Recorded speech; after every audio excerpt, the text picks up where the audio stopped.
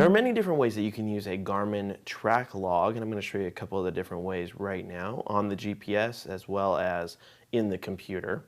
Let's go ahead and start with where the track log is located. If you go into your apps and you scroll down, you can find a Where Have I Been section, which you can go ahead and click on. Now what this does is it separates it by date, and it'll give you information. So if you want to click on it and scroll down to, let's say, on August 25th, and we want to go ahead and click on that, it will show you the points, and you can see this blue line kind of scrambling around the screen. See what tracks are they? They're kind of like breadcrumbs. They're dropped every now and then to keep track of where you've been that day. And so it gives you information so you can retrace your steps. And what it's really good for is, well, it's good for, you can use it for your automobile, but it's really good if you're a hiker or if you're a biker. You can keep track of your trail. And then, of course, I will show you in a minute here how to take those tracks, put them into Basecamp in the computer, and turn them into actual routes and save them that way so that you can follow the same path the next day, the next week, or anytime in the future. Another great feature that I found, which is sort of like a trip log, is if you're currently in a route, let's go ahead and go to recent. We're going to go ahead and choose Panda Express here.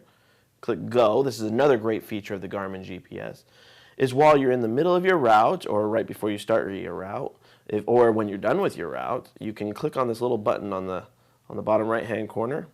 It's going to bring up this menu. Exit.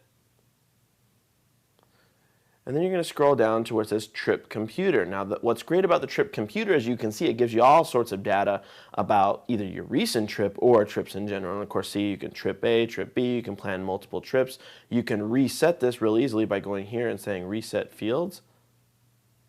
Let's go ahead and cancel that because I don't want to reset the fields yet because I want to show you here. So I haven't really reset these fields in a while, and you can see that each of these two trips shows, well, it's calculating both at the same time right now because I don't really have that set up, but it's showing that since the last time I set this up, I've gone 348 miles. It gives you a bunch of different data stats, like your moving average speed, your max speed. Here's, you arrived in the average arrival time in 9 minutes. It just gives you a bunch of stats and data that you can use. So this isn't exactly the trip log, but it's very similar. You can basically create your own trip logs. But the Garmin GPS has the other trip log automatically built in, and I will show you how to take those tracks and turn them into actual routes right now on the computer. To convert these track logs into routes is actually very simple. You want to download a program called Basecamp. This you can get on the Garmin.com website. It's called Basecamp, and you go ahead and connect your Garmin to your computer via the USB cable. As you can see here, it's reading my Newbie 2595 Garmin. And down here in the lower left-hand corner here, you can see that it's showing some of the points that we have saved and created. It's also showing our active trip logs for certain dates. You can see here it catalogs it by date and by time. And every so often, so that's that internal track log that I was talking about that automatically saves sort of like breadcrumbs of your travels throughout the day. And if you want to change that into or convert that into a route, go ahead and you can just click on one of the active logs, right click on it and say create route from track.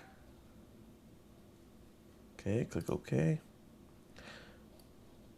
And there you go. See, it's creating a route from your track. Go ahead and choose Show Selected on Map.